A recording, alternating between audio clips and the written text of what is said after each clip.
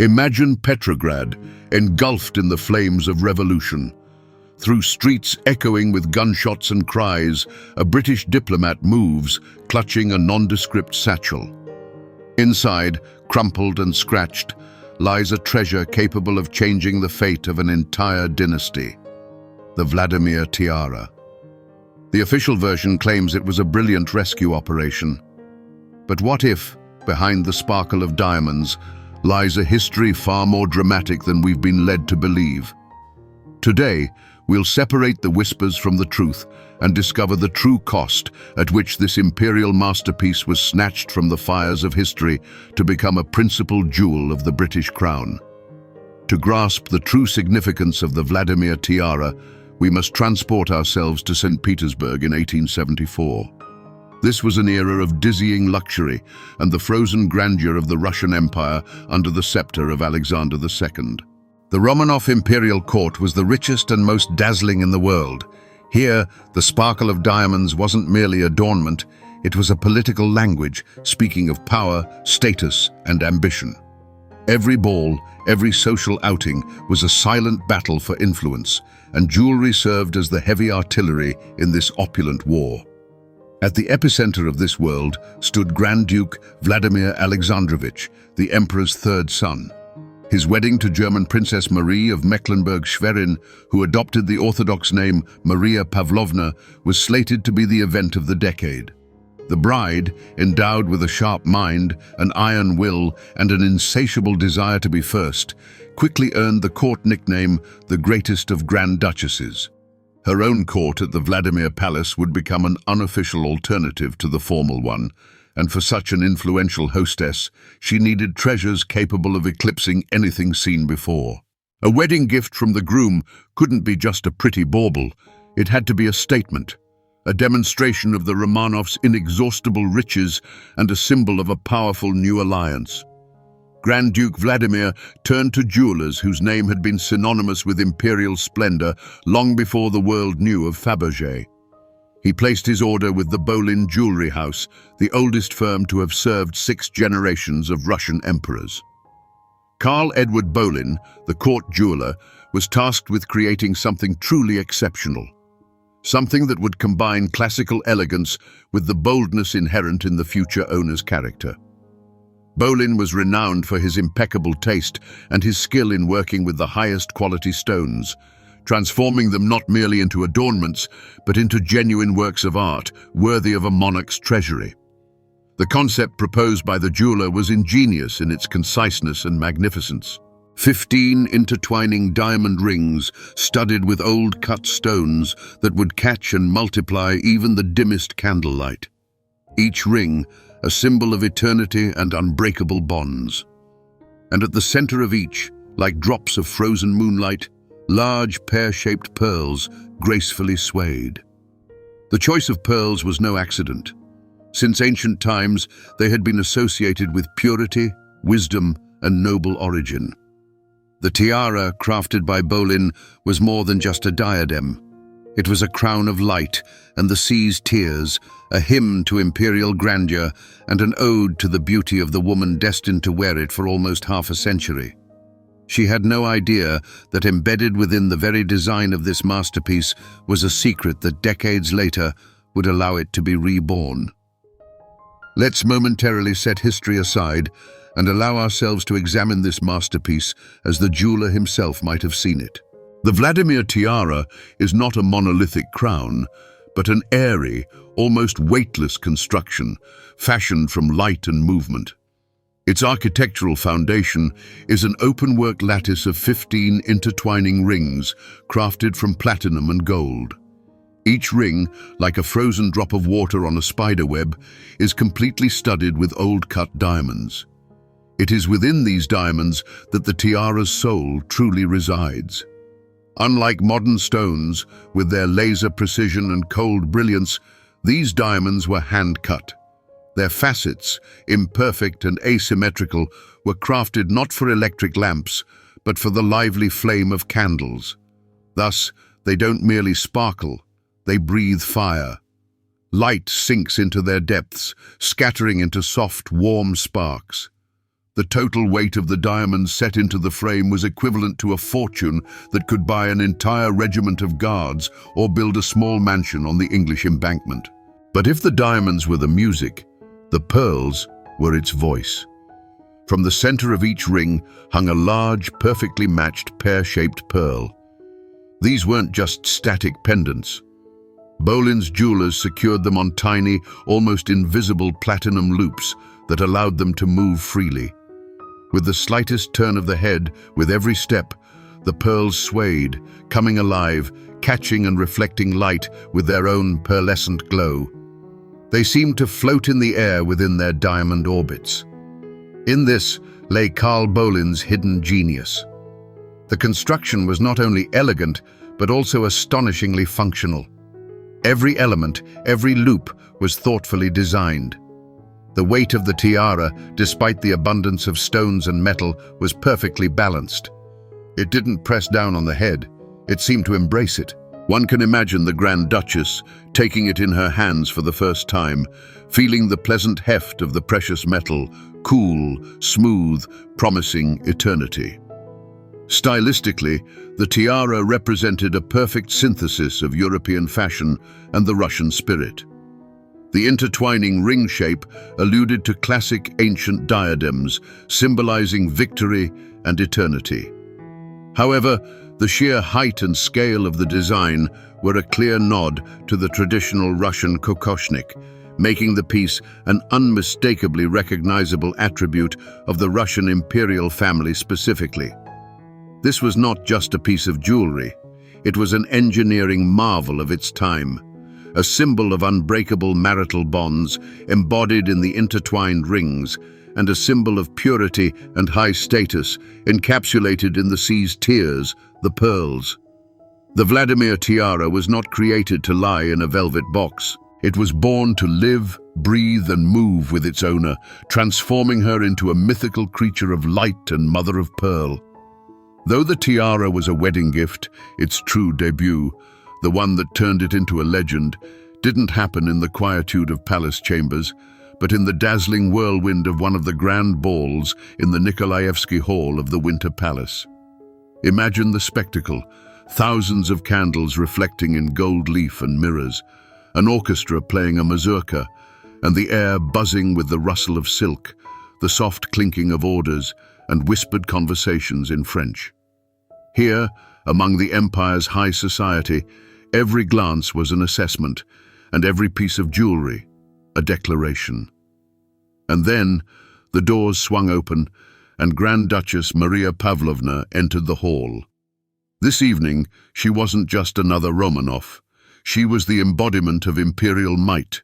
She wore a Worth gown, but all eyes were drawn higher to her head.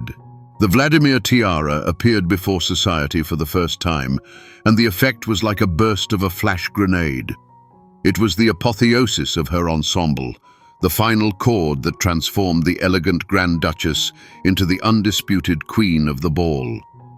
Under the light of 1,000 candles, the tiara came alive. It wasn't a static sparkle, but a living, breathing fire. The old-cut diamonds absorbed and refracted the flames, creating a shimmering halo around Maria Pavlovna's head. And the pearls.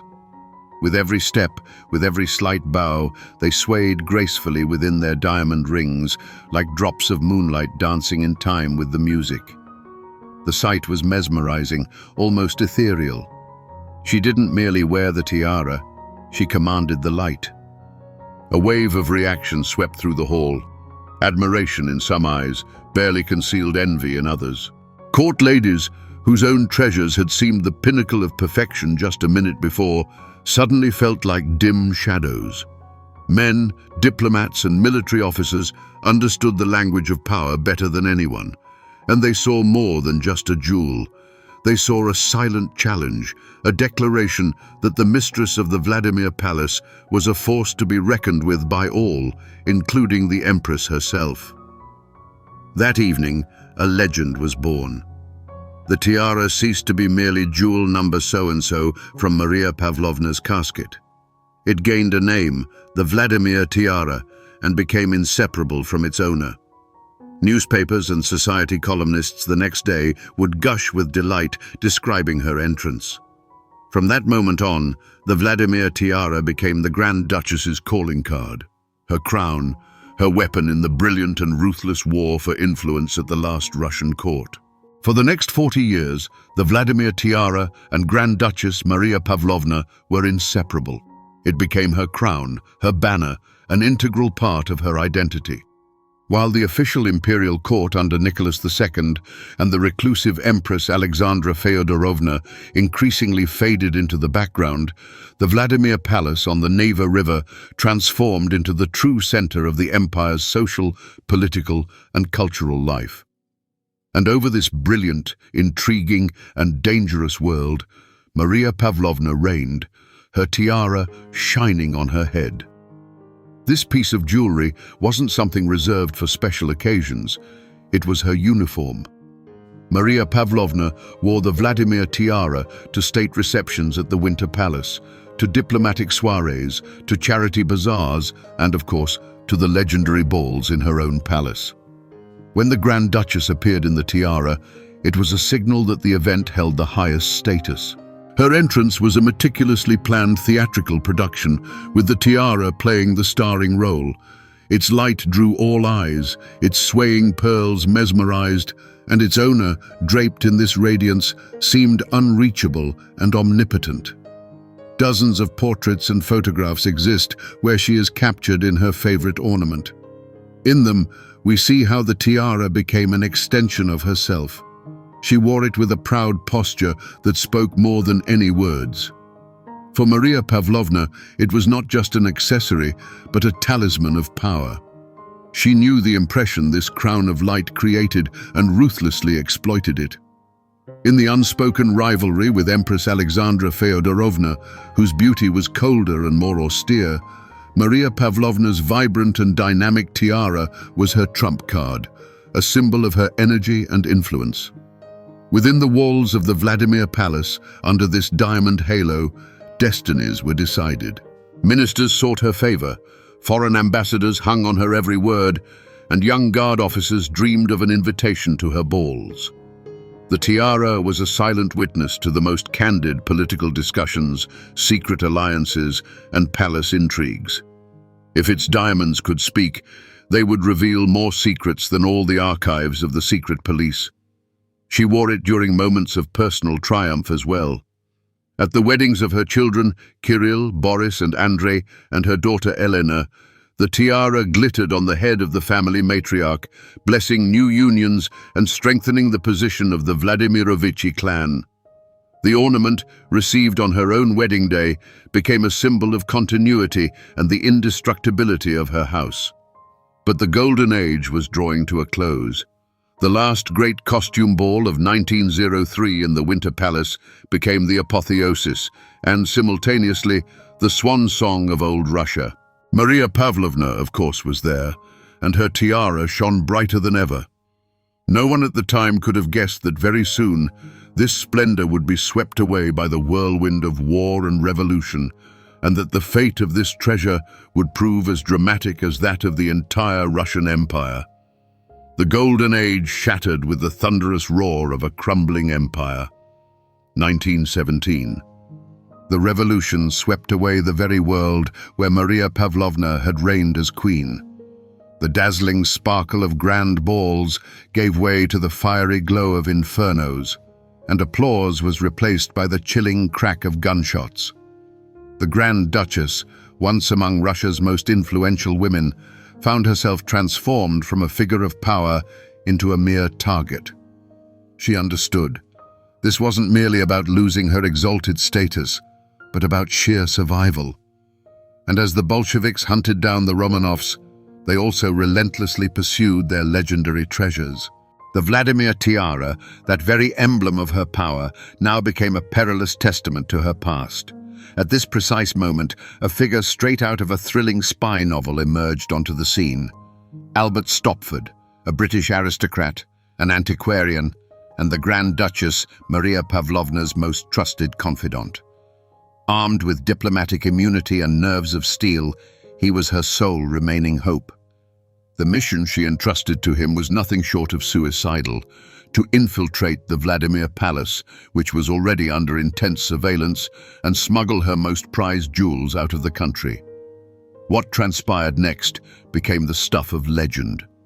According to the most widely accepted account, Stopford, perhaps disguised as a worker or by leveraging his powerful connections, slipped into the deserted palace. He was accompanied either by a loyal servant or, some say, even by the Grand Duchess's son, Boris. Tucked away in a secret compartment hidden behind a mirror in Maria Pavlovna's boudoir lay her treasure trove. By the dim glow of a lantern, they opened the jewel boxes. And here occurred an act that can be considered both salvation and sacrilege. To render them unrecognizable and facilitate their clandestine transport, the jewels, including the magnificent Vladimir tiara, were partially disassembled. Diamond rings and pearl pendants worth a king's ransom were hastily wrapped in plain paper and tossed into two unassuming leather satchels. Stopford's journey from Petrograd to London was fraught with deadly peril. Any patrol, any search could have sealed his fate. But he persevered. The satchels, brimming with treasures that could have bankrolled a small army, safely crossed the border and were deposited in a vault at a London bank. The legend asserts that Stopford displayed prodigious coolness and ingenuity throughout. Of course, no detailed records exist for every single one of his steps, and over time, the story has undoubtedly been embellished with cinematic flair. Nevertheless, the fact remains: the rescue operation was a resounding success. Yet, lurking behind this triumph was a profound personal tragedy. Maria Pavlovna herself remained trapped in the inferno of southern Russia for a considerable time. She only managed to escape in 1920, sailing from Novorossiysk aboard an Italian vessel. She was one of the last Romanovs to depart Russian soil. When she finally reached Paris, shattered but unbroken, her rescued treasures awaited her. But she never had the chance to truly savor their return. The Grand Duchess died in exile just a few months later. She had saved her tiara, but she had lost everything else: her homeland, her power, her family, and the very life she had known. She would never wear it again. Maria Pavlovna's death in 1920 in Paris marked the final chord of an entire era. Her children, scattered across Europe as refugees, inherited what remained of their once colossal fortune: the salvaged jewels. But now, these were no longer symbols of power. They were the sole capital for survival in a harsh, unfamiliar world. The treasure chest was opened, and the selling off of its contents commenced. This was more than just a financial transaction. It was a poignant farewell to a bygone past. The Vladimir tiara, the crowning jewel of their mother's collection, became the star lot in this forced sale. A buyer was quickly found, and it was no mere wealthy collector. Interest in the tiara was expressed by one of history's most discerning and passionate connoisseurs of jewelry, Queen Mary of Teck, wife of George V, the Queen of Great Britain. She possessed not only impeccable taste, but also formidable business acumen. Queen Mary understood. She was acquiring not just a beautiful object, but a fragment of a fallen empire, an artifact with impeccable provenance and a dramatic history. The transaction took place in 1921. Maria Pavlovna's daughter, Grand Duchess Elena Vladimirovna, sold the tiara to the British Queen. The precise sum of the sale remains a subject of debate and speculation, but it is clear that for the Russian heirs these were desperately needed funds, while for the British monarchy it was a brilliant acquisition. Thus concluded the Russian chapter in the history of the Vladimir tiara. From a potent symbol of Romanov might, it transformed into a cherished jewel in the hands of their distant relatives, the Windsors. However, when the tiara finally arrived in London, its condition was disheartening. Its journey in a smuggler's satchel had taken its toll. The frame was bent, several diamonds were missing, and the pearls were scratched. This jewel, having survived a revolution, was in dire need of serious restoration. Moreover, Queen Mary of Tech, ever practical and ingenious, perceived a potential in the tiara that its previous owners had overlooked. She envisioned an opportunity for transformation. For several years, the tiara vanished from public view. It found its way into the skilled hands of Britain's finest jewelers, the master craftsmen at Garrard and Company, official purveyors to the royal court. They received a unique commission from Queen Mary, not merely to restore the masterpiece, but to enhance it. And it was in the quiet confines of their workshops that the Vladimir tiara's second birth was meticulously prepared, its triumphant return to the world stage, but in an entirely new, never-before-seen guise. When the Vladimir tiara re-emerged in 1924, it was more than just a comeback.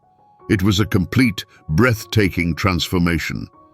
The jewelers at Garrard not only restored the masterpiece, but at Queen Mary's behest, they performed an engineering marvel, forever altering its very essence. They deliberately left the diamond framework untouched, recognizing the genius in its pristine form. Instead, their focus shifted to the suspended elements. Their solution was simultaneously simple and revolutionary. They crafted a tiny, almost invisible system of hooks and loops that allowed the central elements in each of the 15 rings to be effortlessly removed and replaced. The original Romanov pearls were carefully detached and set onto these new mountings. Now the tiara could exist in its historic form, paying homage to its Russian past. But this was merely the beginning. Queen Mary possessed her own treasures, awaiting their moment in the spotlight. Chief among them were the renowned Cambridge emeralds, a collection of 15 magnificent, cabochon-cut, pear-shaped emeralds inherited from her grandmother, the Duchess of Cambridge. These stones, with their rich, deep green hue and soft inner glow, were the polar opposite of the pearl's delicate iridescence. The Garrard jewelers mounted them onto identical fittings, and so, in one of her official portraits, Queen Mary presented the transformed tiara to the world. The effect was utterly mesmerizing. While the pearls had lent the tiara an aristocratic restraint and a moonlit luminescence, the emeralds transmuted it into something entirely different. The deep green of the stones, like drops of solidified fire, contrasted vividly with the icy brilliance of the diamonds, crafting an image that was authoritative, dramatic, and undeniably regal. It was the same tiara, yet with a completely different personality, bolder, more quintessentially British.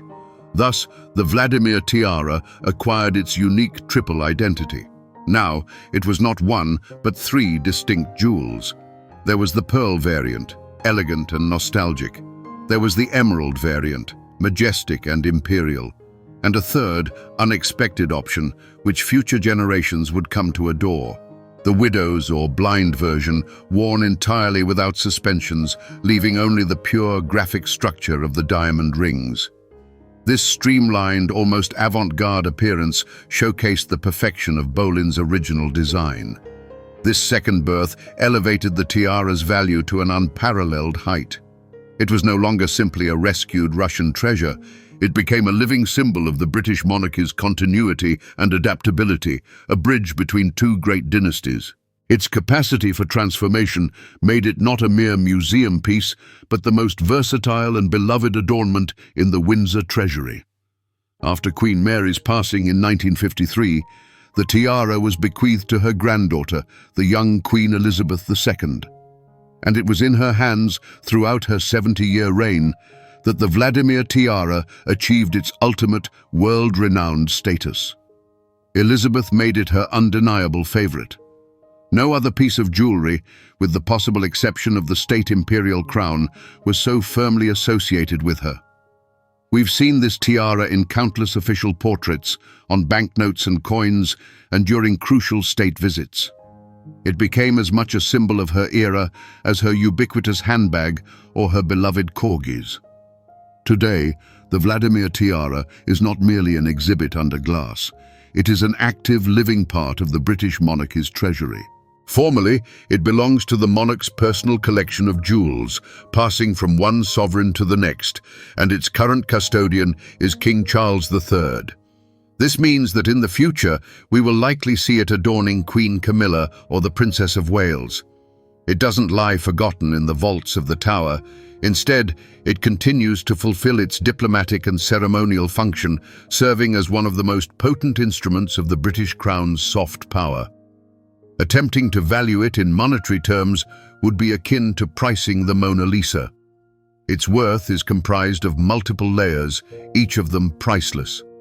The first layer is material: platinum, old-cut diamonds, historic pearls, and the legendary Cambridge emeralds. The second layer is its artistry, the genius of two great houses, Russia's Bolin and Britain's Garrard, embodied in metal and stone. But most crucially, it's its provenance, a history sealed within every one of its links. The story of a Grand Duchess, the last Grand Dame of a fading empire. The tale of a daring escape from the fires of revolution. The saga of a sagacious queen collector who gave it a second life. And finally, the narrative of Britain's longest reigning monarch, who made it her emblem. This is not merely an ornament. It is a historical document that can be worn on the head, a living thread connecting the Windsors to the tragic destiny of the Romanovs. So, we return to the question with which we began our story. The image of a crumpled satchel in the hands of a British diplomat on the streets of a burning Petrograd. Was the story of this rescue more dramatic than we've often imagined? The answer is unequivocally yes, because the true drama lay not only in the deadly risks of smuggling. It was in the paradox itself. To save a symbol of imperial grandeur, it had to be humbled, disassembled, wrapped in paper, and flung into a travel bag. The tiara's salvation became an act of desperate hope amidst total collapse, the Grand Duchess's last attempt to preserve not just a treasure, but a fragment of her soul, her life, and her Russia. The Vladimir tiara is no cold artifact. It is the physical embodiment of human passions and grand narratives, having absorbed the characters of its principal owners. For Maria Pavlovna, it was the crown of her ambitions, a weapon in courtly battles, and ultimately a requiem for a vanished era. For Queen Mary of Teck, it was a trophy, a symbol of her discernment, and proof that even from the wreckage of another's tragedy, one can forge a new, even stronger magnificence. And for Elizabeth II, it became a faithful companion, a sign of the unbreakable nature of tradition, and a living link connecting her modern reign to the dramatic past of European monarchies. The tiara's unique capacity for transformation, from pearls to emeralds to austere diamond graphics, became the perfect metaphor for its own destiny. It changed its appearance, but never its essence. It survived the fall of one of the world's greatest empires, not to lie dormant in a museum, but to be reborn and become the principal symbol of another. Its story is a hymn to resilience, adaptation, and the eternal allure of genuine beauty, capable of enduring any cataclysm. It's more than just a piece of jewelry. It's a silent chronicler, whose diamond facets have mirrored the splendor of the last Romanov balls, the darkness of revolution, the resilience of exile, and the unflappable grandeur of the British crown. It has witnessed more than any of us could ever imagine, and it holds secrets we will never uncover. The Vladimir tiara continues its journey through the centuries, passing from monarch to monarch, from one era to the next. It is not merely an object of luxury, but a dialogue between eras, frozen in metal and stone. For true masterpieces don't just reflect light, they themselves become the light that pierces through the darkness of time, narrating an eternal story of power, loss, and immortality.